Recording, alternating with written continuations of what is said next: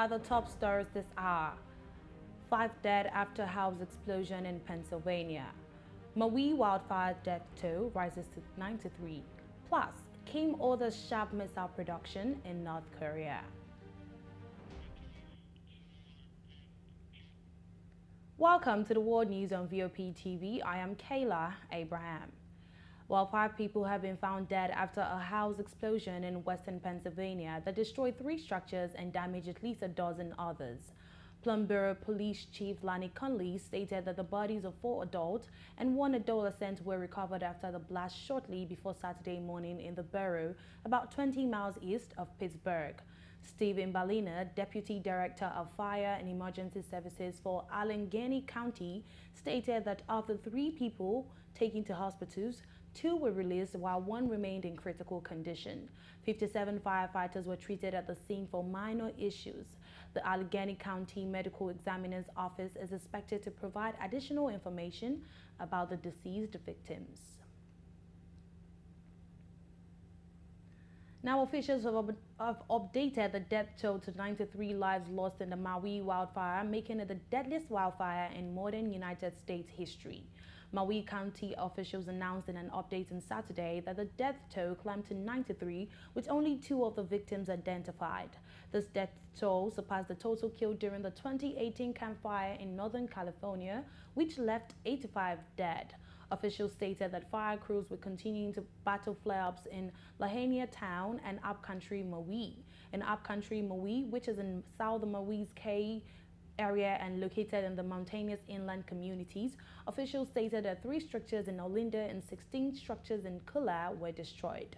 This comes after the historic town of Lahaina on Maui was devastated by the wildfire that tore through the island last week. At least 271 structures were left damaged or destroyed due to the wildfire. Now, an explosion has happened in the southeastern city of Coston Monday afternoon. Initial reports suggest that the blast has resulted in casualties. However, specific details regarding the incident remain unclear at the moment. As of now, the Taliban has not provided any statement regarding the incident.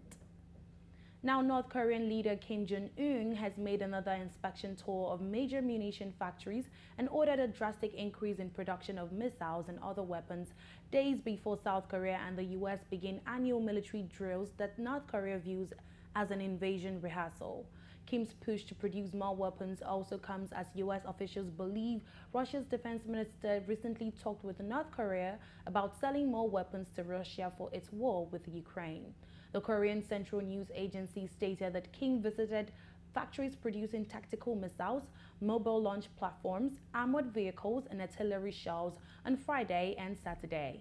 The news agency stated that during a stop at the missile factory, Kim set a goal to drastically boost production capacity so the facility can mass produce missiles to meet the needs of frontline military units. Visiting other factories, Kim called for building more modern missile launch trucks and stated that there is an urgent need to boost production of large-caliber multiple rocket launcher shells at an exponential rate. Kim has been focusing on enlarging his nuclear and missile arsenals since his high-stakes diplomacy with then U.S. President Donald Trump collapsed in 2019. Since the start of 2022, Kim's military has conducted more than 100 missile tests, many of them in the name of warning the U.S. and South Korea over the expansion of joint military training exercises. Now, a Russian warship has fired warning shots at a cargo ship in the Black Sea that was headed to Ukraine, the first such incident since Russia left the UN-brokered grain deal, which had guaranteed safe passage for ships exporting goods from Ukraine despite the ongoing war. Russia's defense ministry disclosed in a statement to its state media that it fired warning shots after the cargo ship would not stop for inspection. After the ship was forcibly stopped and inspected, it continued to its destination, the Ukrainian port of Izmail. The ministry stated that the incident took place at about 6:40 a.m. after the patrol ship detected the Palau-flagged dry cargo ship Sukru Okan. A Ka-29 helicopter with Russian servicemen responded, according to the statement, and subsequently searched the ship. Mikhailo Podolyak, senior advisor to Ukrainian President Volodymyr Zelensky, described the incident as a deliberate attack and a clear violation of international law of the sea, an act of piracy, and a crime against civilian vessels of a third country in the waters of other states. Meanwhile, Russia's defense minister has visited one of the Soviet Union's most famous nuclear testing sites as tensions around nuclear weapons simmer at the highest point in decades over the Ukraine war. The Russian Defense Ministry disclosed in a statement that Sergei Shoigu, a firm ally of Russian President Vladimir Putin, visited the Arctic nuclear testing facilities of Novaya Zemlya. The Russian Defense Ministry added over the weekend that Shoigu flew over Russia's central training ground with Alexei Lichachev, the head of the country's state nuclear company Rosatom. The ministry stated that the central training ground was the site of more than 130 nuclear weapons tests from 1954 until 1990. Now, the party of assassinated Ecuadorian presidential candidate has chosen a friend and close associate of his to run in the nation's convulsed elections. Christian Zurita is an investigative reporter from Quito who, like Fernando Villavicencio, has written extensively on domestic corruption. Zurita is the second candidate put forward by the centrist Constru party since Villavicencio was assassinated on Wednesday. Diana Atemain, president of the National Electoral Council, stated that though Constru officially nominated Zurita as its candidate, he won't be permitted to participate in the only debate before the election because the paperwork wasn't cleared in time. The debate, now among the 7 other presidential candidates, is scheduled for Sunday. The election will take place on August 20. Zurita stated that he would campaign on an anti-crime agenda that he helped Villavicencio write. He spoke at a press conference on Sunday at a hotel in Ecuador's capital, flanked by vice presidential candidate Andrea Gonzalez, an environmental activist. Both wore police-issued bulletproof vests.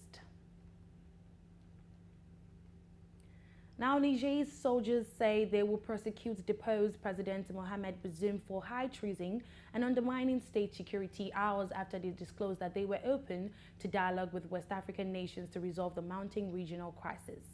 The announcement on state television on Sunday night by spokesman Major Amadou Abdurrahman stated that the military regime had gathered the necessary evidence to prosecute before competent national and international authorities the ousted president and his local and foreign accomplices for high treason and for undermining the internal and external security of Niger. Bazoum, Niger's democratically elected president, was ousted by members of his presidential guard on July 26 and has been under house arrest with his wife and son in the presidential compound in the capital, Niamey. Now, Taiwan's Vice President William Lai says the South-Root Island will not be intimidated by threats from mainland China. Lai made the comments at a luncheon on Sunday in New York City a day after arriving on a stopover on his way to Paraguay to attend the inauguration of the South American country's new president. Lai, a Harvard-educated doctor turned politician, is the frontrunner in Taiwan's upcoming presidential elections. He has previously described himself as a practical worker for Taiwan independence, but on the campaign trail, he has stressed that he is not seeking to change the current situation. He has also expressed willingness to be friends with China. China claims Taiwan as part of its national territory, although the island has been self-ruled since it split from the communist-ruled mainland in 1949 after a long civil war. Beijing has vowed to annex the island by any means necessary, including a military invasion.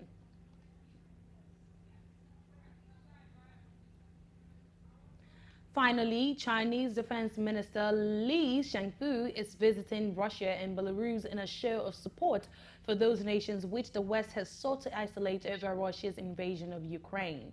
Li departed on Monday on the 6-day trip, during which he will deliver an address at the Moscow Conference on International Security and meet with defense leaders from Russia and other nations. Russian Foreign Ministry Sergei Lavrov is due to speak at the conference on the topic of the majority world countries' search for ways to development outside Western mechanisms, including strengthening multilateral associations of a new type. And that's it on the world news on VOP TV. We would like you to subscribe and engage us on YouTube. It is Voice of the People TV. I am Kayla Abraham, VOP Business Show coming up next. Thanks for watching.